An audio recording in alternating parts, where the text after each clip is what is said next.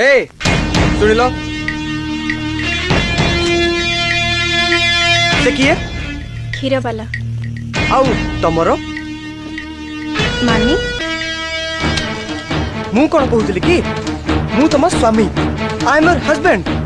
दिन रे 24 घंटा रु 18 घंटा मु तुम चेहरा को चाहूची हेले तुम चेहरा केतबे सुखी गला मु जानि पालेनी किंतु सी जानि देला ना तमने मोठू अधिक तुमको सी देखुची हां अच्छा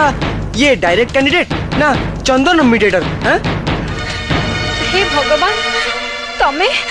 मु नथिला बेले आ कौन सब कथा हुआ किछि नुह ओ आजी फर्स्ट टाइम पे कथा हलो तमे तमे काहे के सब बळे मते एमिति कहूछ